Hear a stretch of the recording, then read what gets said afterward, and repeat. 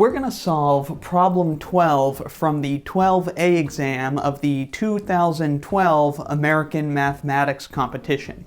This problem gives us two circles, both centered at the origin. We've got a small circle defined by the equation x squared plus y squared equals 1. So the radius of this smaller square is the square root of 1, as in 1. And we've got this bigger circle defined by the equation x squared plus y squared equals 4, so its radius is the square root of 4. Its radius, of course, is 2. We're given some information about how this square ABCD intersects these two circles, and we want to use that information to solve for the side length, say S, of the square ABCD. If you want to give this problem a try yourself, my hint for you is to try to construct a useful right triangle. Coffee Time Math with your host, Wrath of Math. All right, let's do it. So what information are we given about our square ABCD? Well, we know that the side CD of this square is tangent to the smaller circle at the point 0, 1. So this point here where CD is tangent to the circle, that's 0, 1. We also know that the vertices on the opposite side, A and B, those vertices of the square, those both lie on the bigger circle that has a radius of 2. We've got to use this information to solve for the side length of the square. We'll begin with a little bit of tedious arguing. What we want to know is, where does this point where CD is tangent to the circle, where is it on the segment CD? We've kind of drawn it so it looks like it's the midpoint of CD, and that would be nice, but we've got to be sure. We've got to make an argument to show that's true. Alright, so here's my argument that this point is the midpoint of the segment CD. Since CD is tangent to the smaller circle, we know that this radius of the circle, going from the center 0, 0 to that tangent point 0, 1, we know that this radius is perpendicular to the side of the square CD, because a tangent to a circle intersects the radius at that point at a right angle. But this radius, it's a little bit special, right? Because it's the segment going from 0, 0 to 0, 1. X-coordinates of 0. That means this radius is lying right along the y-axis. So not only is CD perpendicular to this radius, but CD is perpendicular to the y-axis. We haven't drawn our axes here just because I don't want to clutter the diagram too much, but you know, those axes are here. So CD is perpendicular to the y-axis. But this is a square, which means this other side, AB, is parallel to CD. That would mean that AB is also perpendicular to the y-axis. Now, since AB is perpendicular to the y-axis, that of course means that it's parallel to the x-axis. Parallel lines are everywhere equidistant, which means that A and B have the same distance from the x-axis, which means that A and B, which are 2 points on a circle centered at the origin, A and B have to have the same y-coordinates. But again, these are 2 points on a circle that's centered at the origin. The only time that 2 points on a circle that is centered at the origin, the only time that 2 points on such a circle will have the same y-coordinate is when they're symmetric about the y-axis, meaning that they are equidistant from the y-axis. So the x-coordinate of B, if that's, say, x, then the x-coordinate of A would have to be negative x. They have to be symmetric about the y-axis because they're points on a circle centered at the origin that have the same y-coordinate. And the only way that can happen is if they're symmetric about the y-axis.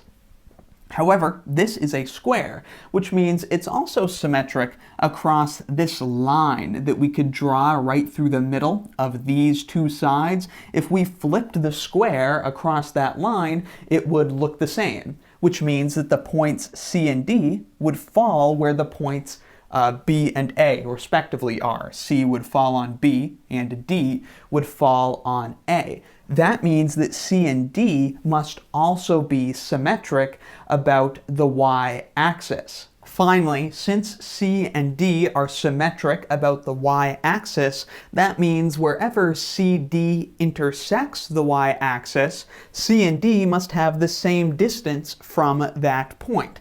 Now, that point where they intersect the y-axis, of course, is our point 0, 1, which means the distance from here to C, and from here to D, those distances must be the same since C and D are symmetric about that y-axis. And so, indeed, we have that this point 0, 1 is the midpoint of CD. Now I'm going to run you through that argument once more very quickly. We know the side CD is perpendicular to the y-axis, which means it's parallel to the x-axis, which means that AB is also parallel to the x-axis, which means that A and B are equidistant from the x-axis, which means that A and B have the same y-coordinates, but A and B are on a circle centered at the origin, so for them to have the same y-coordinates, they must be symmetric about the y-axis, which also means they have the same distance from the y-axis, which means that these two vertices of this opposite side, CD on the square, also have the same distance from the y-axis, which means they have the same distance from the point at which they intersect the y-axis,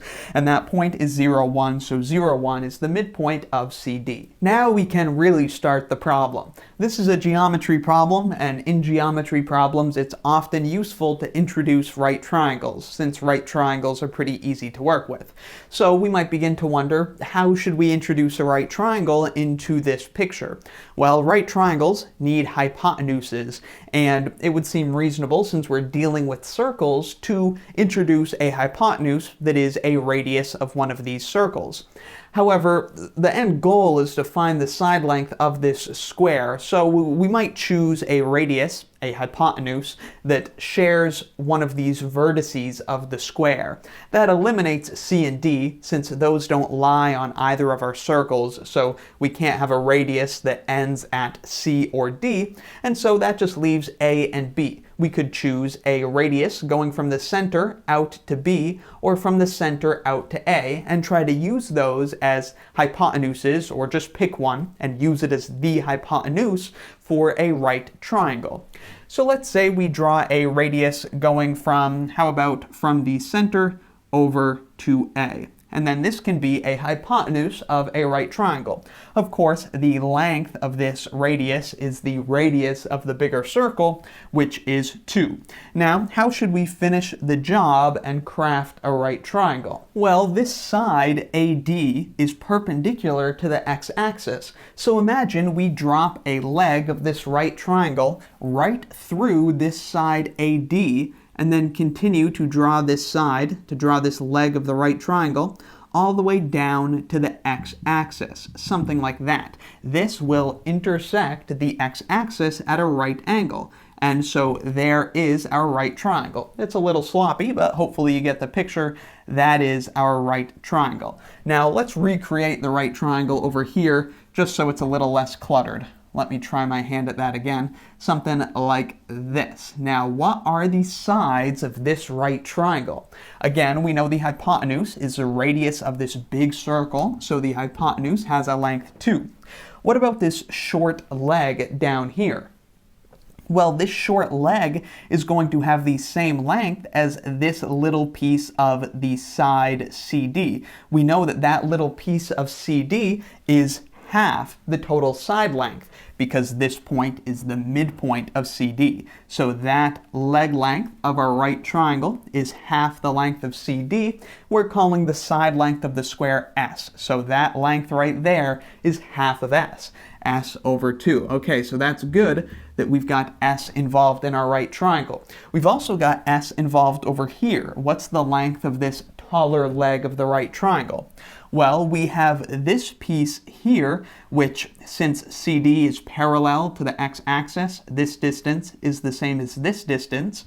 This distance is a radius of the smaller circle, so this distance is 1, which means that this distance is 1. So this taller side consists of this piece with length 1 plus this piece which is just a side of the square. There are some real tongue twisters here. So we have this piece with length 1 plus this piece which has length s, so this taller leg of the right triangle has a length of s plus 1. Okay, so we've got a right triangle with leg lengths s plus 1 and s over 2, a hypotenuse of 2. All that remains for us to do is to apply the Pythagorean theorem to solve for the side length s. Let's do it. Probably have the most room to work with over here, so let's apply our Pythagorean theorem over here. We know that the sum of the squares of the legs, s plus 1 squared plus s over 2 squared, s over 2 squared is just s squared over 4. We know the sums of the squares of the legs is equal to the square of the hypotenuse. Thank you, Pythagoras.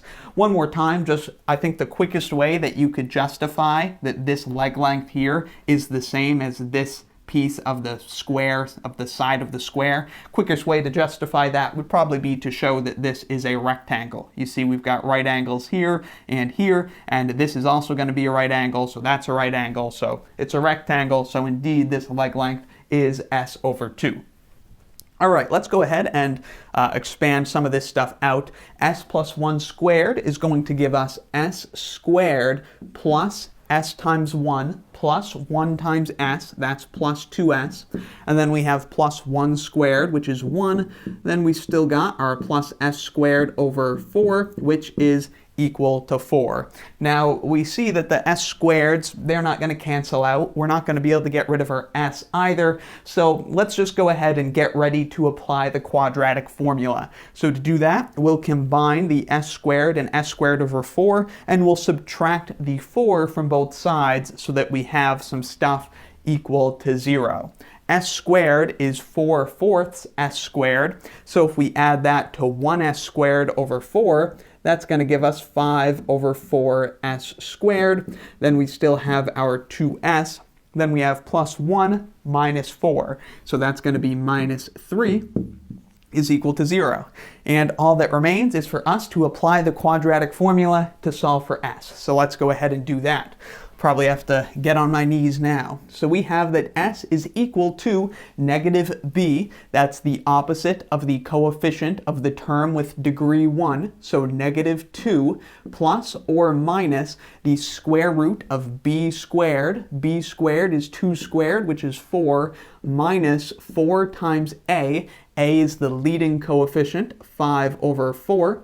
4 times a times c. C is negative 3. So there's our square root, and that's all getting divided by 2a. A is 5/4, so 2a is 10 over 4. Now, dividing by a fraction is the same as multiplying by its reciprocal, so dividing by 10 over 4 is the same as multiplying the numerator by 4 and dividing that all by 10. So that's how we're going to rewrite this. This is equal to, we've got 4 getting multiplied by all of this stuff, which is negative 2 plus or minus the square root of, we have 4, and then we've got a minus 4 and a minus 3. Those are getting multiplied, so in total this is going to be plus some stuff.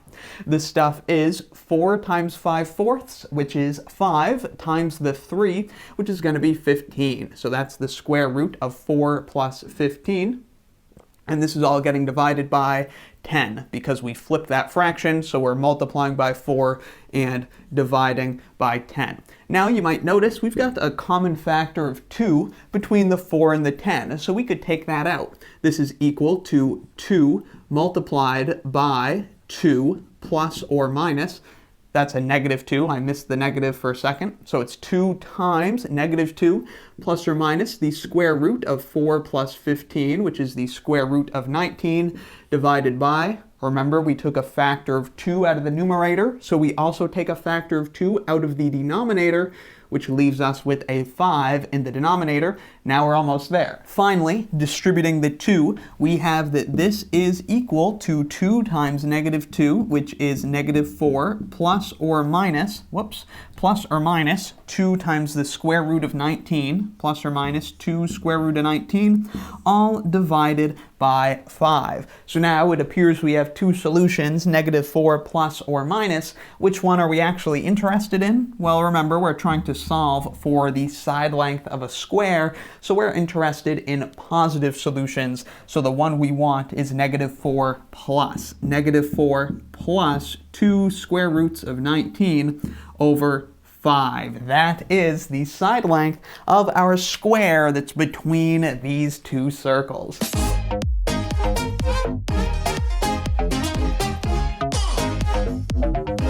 And that's it.